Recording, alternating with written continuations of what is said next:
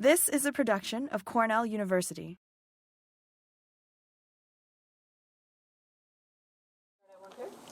So I am Chris Smart. I'm a plant pathologist. I study diseases of plants, mostly vegetables, but we also have several projects on hemp. My student Patrick and I talked this morning about root rot diseases in hemp. And this afternoon, my student Cala, who just completed her PhD. Woo! Yay! She got her PhD studying hemp powdery mildew. And Allie is going to tell us a bit about her work, including on the host range of the hemp powdery mildew, and also about the impact of fungicides and diseases on cannabinoid content in hemp. So, Allie. Cool. Hi, everybody. Good afternoon. So like Chris was saying, my dissertation research has focused mostly on powdery mildew on hemp. Powdery mildew on hemp is caused by a fungal pathogen called Golobinomyces ambrosiae. And if you know anything about powdery mildews, there are lots and lots of different species of powdery mildews that affect different crops. And they tend to be very host specific, which just means that a single powdery mildew tends to only infect a single host or closely related hosts. But we have actually found something contradictory to that in hemp powdery mildew. We first identified hemp powdery mildew here in New York State in 2019. And that's when I began working on this project and was looking through the literature just to find out about more about this pathogen and see what was already out there. And I actually found there wasn't a lot of literature, but we did find that this particular species was being reported on a variety of different crops. So that was interesting and a little bit confusing because, like I said, powdery mildews tend to have a very specific host range. So I started doing some growth chamber experiments in 2020, just taking powdery mildew that we had gotten from hemp samples in the field and using that powdery mildew to inoculate a variety of different crops. So we inoculated sunflower, a few cucurbits, and okra to begin with. And we found that the powdery was able to infect some of the cucurbits, particularly Cucurbita pepo, the sunflower, and the okra. So Chris is walking around with some leaf samples of some of those crops that we're seeing this powdery mildew on.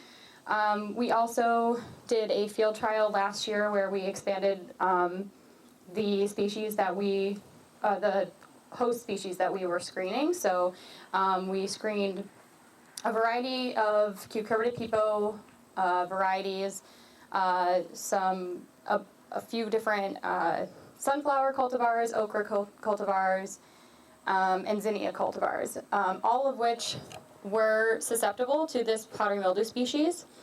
But one thing we did find in the field was that all the Cucurbita pepo species varieties that we screened, while we saw that they were susceptible in the growth chamber experiments, we saw in the field they became very infected, and when we sequenced those samples to identify them, we found a different powdery mildew species on the cucurbits. So the species we found was Pathology, and this is another powdery mildew species that is the main causal agent of cucurbit powdery mildew. So what we think is happening there is that the cucurbits are susceptible to this hemp powdery mildew, but the Pathology species is out competing it in the field when they're both present. So this was just something to maybe keep in mind when you're out planting, being mindful of other crops that you're planting nearby, or maybe in a controlled environment like something like this or a greenhouse, just being mindful of the crop species that you're planting nearby if you're trying to control for powdery mildew. So the other project that Chris mentioned was our fungicide efficacy trials. I've done 2 years of trials now. Last year I presented some data on that showing we found a few products that are labeled for hemp in New York that were effective at reducing powdery mildew disease severity. And then we repeated that trial last year, so now we have 2 years of data to show that those products were effective. One of them is the Sil Matrix, which is a potassium silicate, and I believe is also part of this trial. So Savannah will talk a bit about that in a bit. And then the other product we found that was successful in reducing powdery mildew was double nickel, which is a bacillus species biocontrol product. We also tested in those trials whether both the pathogen infection, so powdery mildew infection, and fungicide treatment we tested to see whether those would affect cannabinoid production. So we tested these on a high cannabinoid and high cannabidiol and high CBG cultivars, and we tested all of the main cannabinoids at the end of the season, and we found that neither pathogen infection or the fungicide treatment impacted cannabinoid production in both years and both different cultivars. So, yeah. Do you want to add anything, Chris? Yeah, so I will also say that powdery mildew here at Cornell, powdery mildew is the pathogen that we are furthest along in breeding for resistance. Allie actually did a screen and did all the rating of a screen of a large number of cultivars of hemp, and we have identified several different genes that are responsible for susceptibility or resistance to powdery mildew in hemp. And we're working with the breeding program to get those incorporated into the hemp cultivars that they release. And so we're really excited. One of the genes that we identified is actually a susceptibility gene. So when that protein is in the plant is susceptible to powdery mildew. But in the cultivar that we identified that was resistant, it was really completely resistant, and that gene had a natural mutation in it. The plant grew fine. So far we haven't seen any impacts on yield, but that natural mutation was preventing powdery mildew from attacking the plant.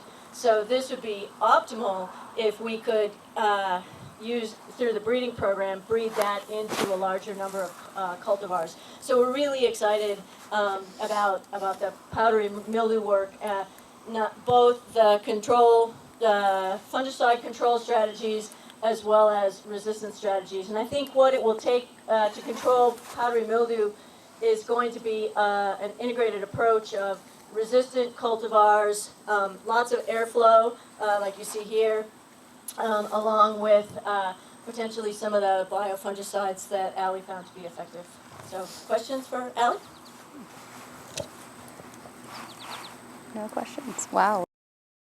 Do any of the products affect testing, like hemp testing, or residues or metals? So the question is, do any of the products affect testing? So that's something that is an area that we would like to look more into, specifically like testing for microbials, since they are biocontrol products. So that's not something we've looked at yet, but it's something that would be in a future thing we want to look at.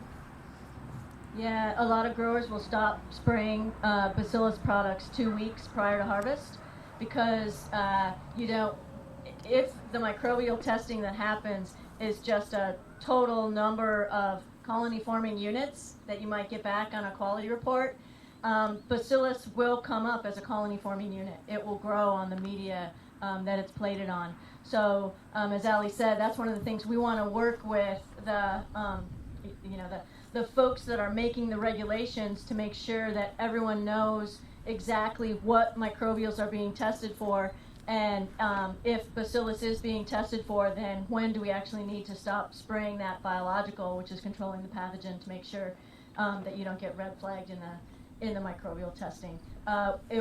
The products that we tested do not increase heavy metal or anything else. It would just be the microbials.